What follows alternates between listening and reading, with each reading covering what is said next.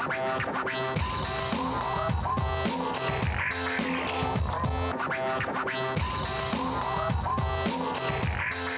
la Ferté-Milon, on trouve une église. Une deuxième église? Un château. Un deuxième château? Mais non, tous les habitants de la Ferté-Milon sont attachés à leur patrimoine. Regardez. Est-ce qu'il y a des choses que vous avez vues à la Ferté-Milon en circulant que vous n'avez vues nulle part? Les petits pochoirs, bon, ça c'est moi. Hein. Il y a un sanglier au musée agricole, il y a une gerbe de blé pour le grain, qui est mon petit racine.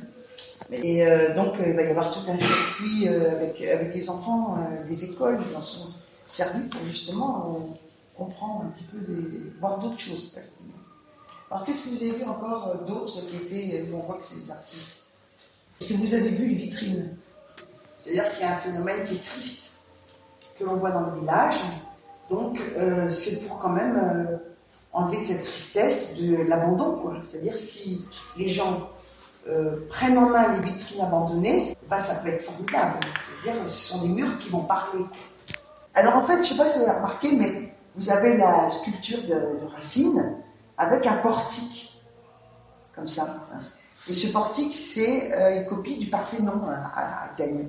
Je me suis dit, bah, puisque l'acropole était colorée et que les monuments historiques ils disent toujours qu'il faut qu'on revienne aux origines, donc moi j'ai proposé des maquettes avec les couleurs de l'acropole et je leur ai dit, ben voilà, ce serait quand même intéressant qu'on revienne aux origines. Et voilà, quoi, donc c'est tout bonus. Les portes, probablement on remet des couleurs, il n'y a plus de couleurs. On remet des couleurs, on répare les portes du public. Et en même temps, on incite les gens, on les encourage à peindre leurs portes parce que plus les choses à côté sont belles, plus les gens ils ont envie de faire des belles choses. Alors, vous vous intéressez au culturel et lié au patrimoine. Donc, le patrimoine, il n'y a pas que des églises.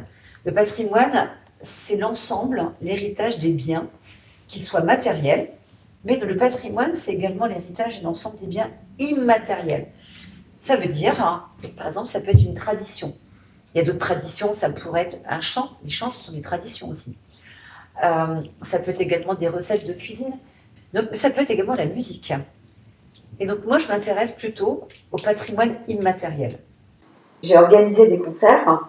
Le dernier en date, ça s'appelle Jazz au Canal. Et c'est des musiciens du coin. Et c'est des gens qui n'avaient jamais été payés pour un concert de leur vie. Donc, dans nos projets, entre autres, je ne sais pas si vous savez qu'il y a une pochette de Pink Floyd. Fait une des pochettes de leur disque, leur maquette, elle a été faite à la Ferté-Milon. Et le symbole, c'était, enfin, le disque s'appelle The Animals. Et la maquette, c'était des cochons. Elle a été faite à l'époque par la Haute au Jouet. Et ça a été fait ici. Et donc, je voudrais organiser un concert de Pink Floyd. Donc, on est dans le patrimoine immatériel. Et ça, je pense que c'est très important. Parce qu'il y a beaucoup de... Le patrimoine, c'est une transmission. C'est un héritage.